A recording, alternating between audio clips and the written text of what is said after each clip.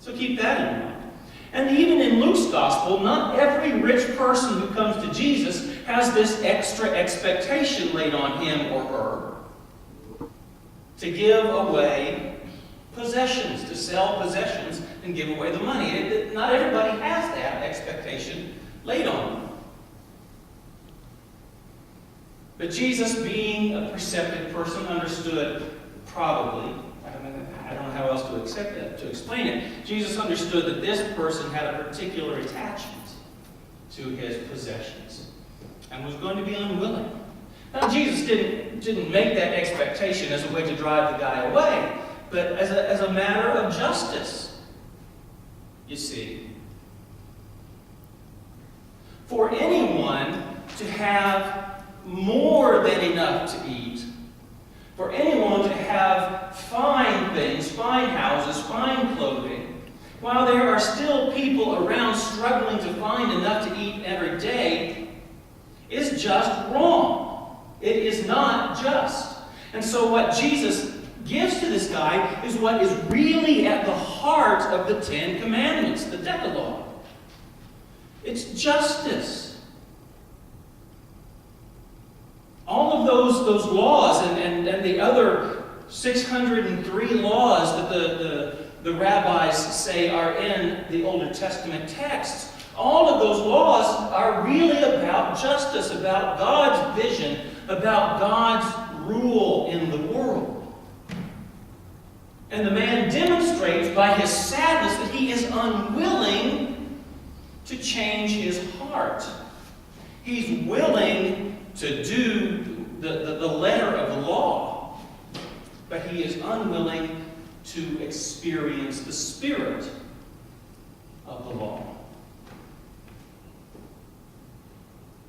And then when we come to this story of Zacchaeus, we have a big contrast, don't we? We know very little about Zacchaeus, no pun intended.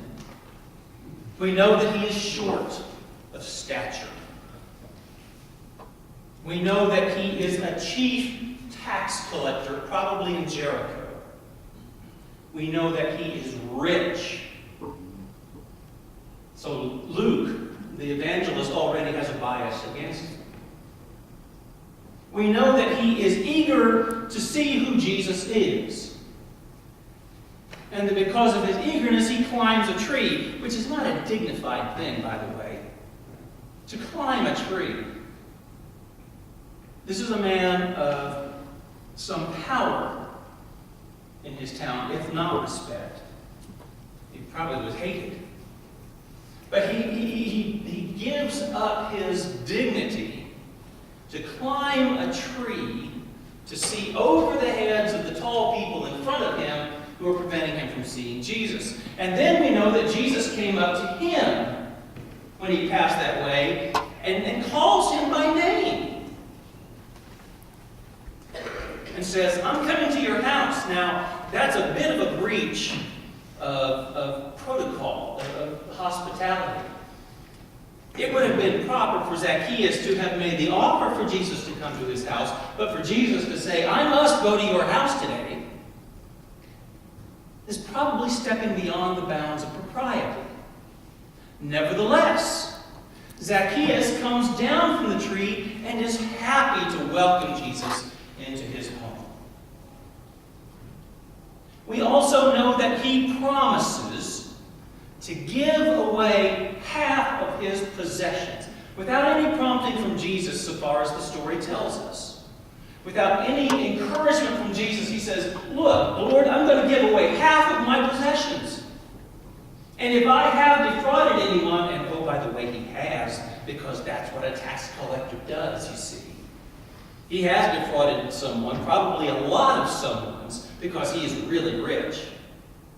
If he has defrauded anyone, he will repay 4 times what he took.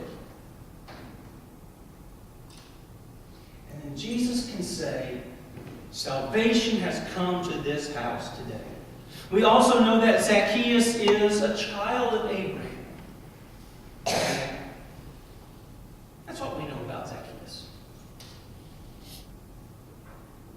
We know that the crowds prevented him from seeing Jesus. we don't know why. Maybe it's simply a factor of his being short. But perhaps it also is because the crowds knew who he was and decided to keep him out of the loop, to make it difficult. Maybe they shoved up against one another, shoulder to shoulder, to keep him from peeking through. Maybe they saw that sinner, that corrupt tool of the Roman Empire. Maybe that's what they saw.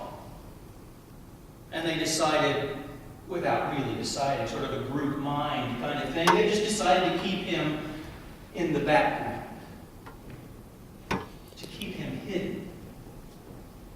And you can just see, sort of comically, the little Zacchaeus jumping up, trying to look over people. And finally getting up and climbing a tree. Maybe the crowds didn't see him at all.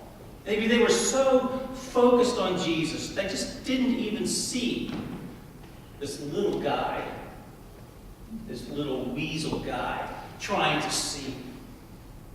Whatever their motivation, they are an impediment to Zacchaeus. They prevent him from seeing Jesus. We also know in this story that, as he often does in the Gospels, Jesus upsets the really nice people.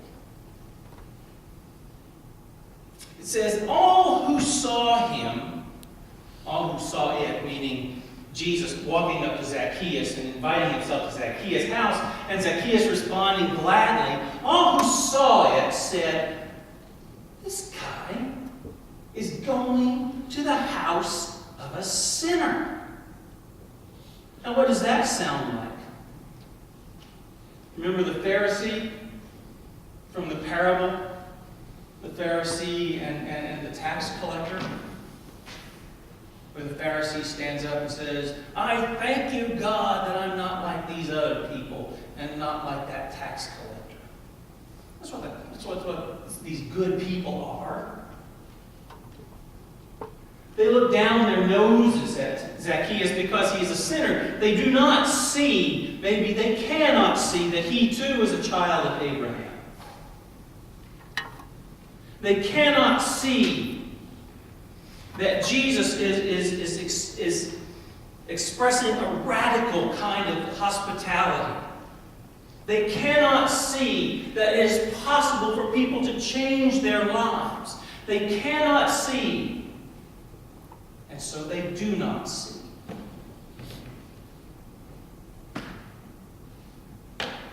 Now, all of this is such a powerful contrast to the story of the rich ruler.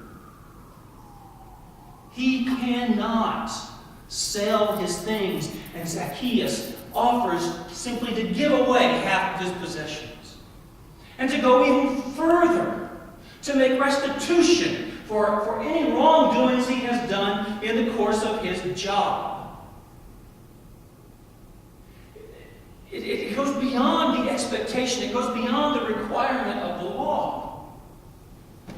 And he does it gladly. He does it freely. He does it without prompting, without encouragement. He does it on his own initiative, which shows that there has been a change in him.